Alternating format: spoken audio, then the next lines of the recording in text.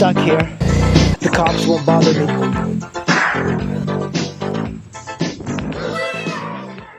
Today we're going to be riding this thing. It's a Zero DSR. Even though it has the S plastic, it's really a DSR. And I rode it from Woodbridge yesterday, so I really got a little bit of a feel for it already. And I have the app installed on my cell phone. And this is a really cool bike. It's completely electric. So let's hop over it. It is a pretty tall bike, and it's fairly heavy. Of course, the weight disappears when you start moving, but it is fairly heavy. You can feel the weight, especially at low speeds. Pushing this thing in the garage is a little intense. So I started out with 97% charge, and when I got here I'm at 40 something percent charge. Let's turn this thing on. I'm at 47% charge, and the thing that most people are going to have trouble with these electric bikes is finding charge stations. I mean, they're everywhere. It's just you have to like change your mind to look for charge stations, because it takes a while to charge. But the owner of this bike installed this charge that you can use at any car charging station, and I'm going to like go down the street and see if I can find one. So let's start this thing right now. I'm not even sure. Okay, kickstand is up. I think that's it. Yeah, look at that. That's all we need. And it's moving. It's got a lot of cool features. The owner already has been modding the bike. So this bike already has some of the things that he likes on it. That down the street is a charge station. They have them at like car dealers. It's got some really cool features. I can change the modes here. Sport, Eco, and I'm on Eco right now, so it's like very, very slow, but it lets you get much better mileage. So this is where the first charging station is. Where's the depth station? Is it at the back?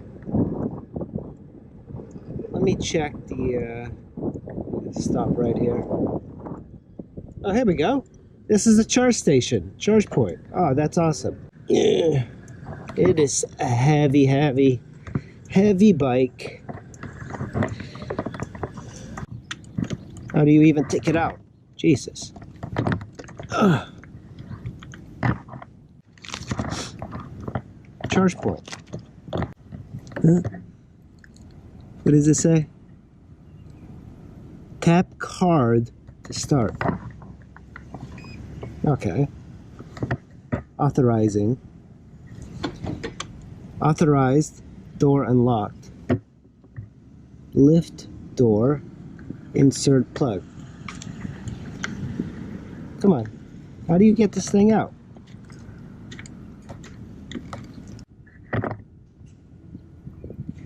Oh, that. Huh.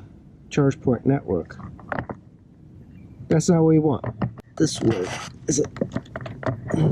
Shit. Why isn't it? Alright, let me ask.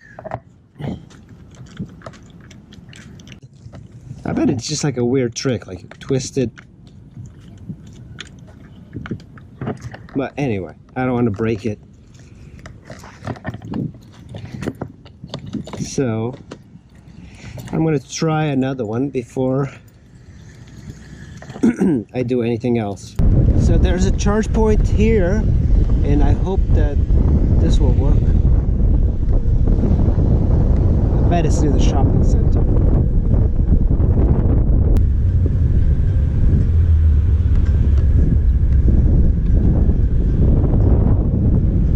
This is the plaza, I think. Yeah, it's got Subway. I think this is it. Let's see. It'll be in the back. Hold on. Man, second attempt. Should be close. Maybe it's like further away from. Let's see if this. I think this is the garage that has chargers. That's motorcycle parking. Oh, there's the electric cars right there.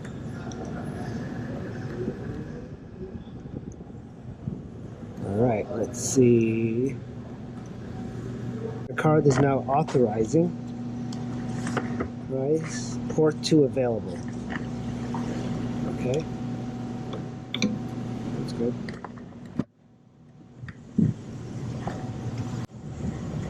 Like this. And that's it. That's really cool. So there's a blinky light charging. Charge right now, but I don't see it going up even slightly. So one of the things I did wrong is that now it's charging. 37, it's going up. And it seems to be going up pretty fast, but you have to turn on the key and leave it on. And then you hear a lot of noise charging. You know, you swipe your thing here, and then this thing unlocks. According to this, it's going to take 53 minutes now to charge the full. Charging a whole hour, it only cost 88 cents. So after I got accustomed to charging the bike and knowing where to charge, I headed out on some country roads to test out the bike. While this bike is kind of heavy to move around the garage, the weight disappears when you're riding back roads.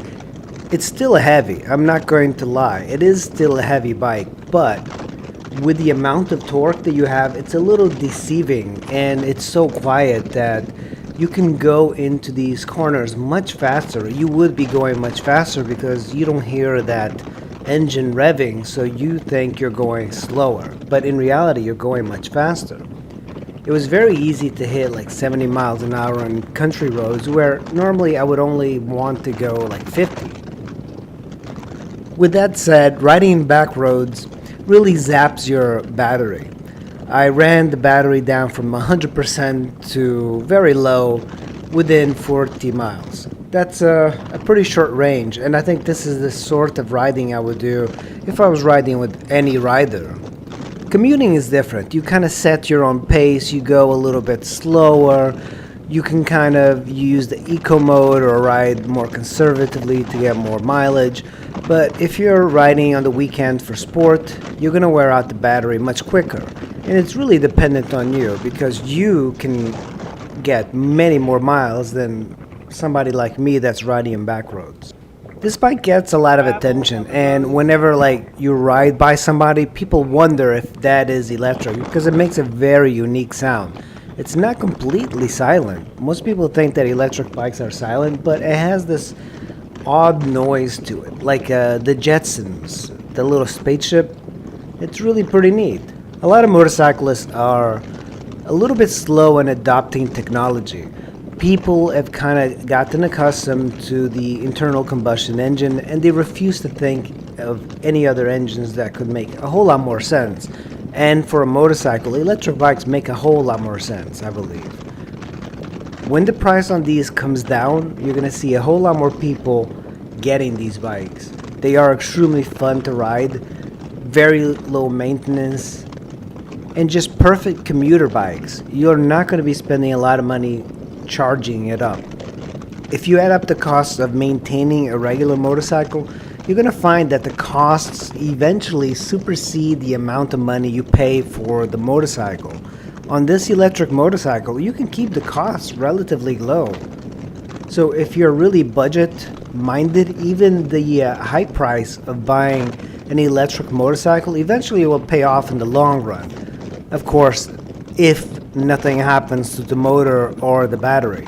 Zero warranties the battery up to 5 years, which is a pretty good amount, but most people are not going to put a lot of miles on a motorcycle. And you can put 100,000 miles on in a bike in 5 years, but do you really know many people that do that other than a very select few? And not a lot of people hold on to motorcycles for a really long time. So it really depends on your riding style, and I think if you like to be in the forefront of technology, this is a really good bike for it. I really would buy it if it was just a little bit cheaper.